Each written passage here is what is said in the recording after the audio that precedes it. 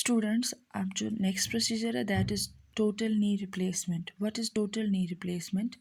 It is a surgical technique, or we can say orthopedic technique, in which the knee joint is to be replaced. In which the knee joint is to be replaced. पहले आपको पता होना चाहिए knee joint में क्या क्या structures आते हैं, क्या क्या पार्ट्स आते हैं जो कि कंबाइनली बनाता है नी जॉइंट.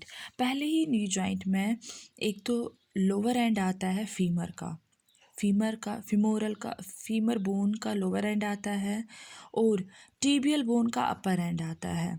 दो चीज़ें इसमें आती हैं, प्लस इसमें तीसरा और एक पार्ट आता है that is पैटेला.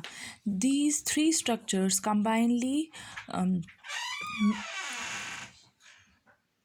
combines a joint which is known as knee joint. That means ये तीन स्ट्रक्चर्स हमें नी जॉइंट के रिप्लेस करने पड़ते हैं by using the metallic prosthesis.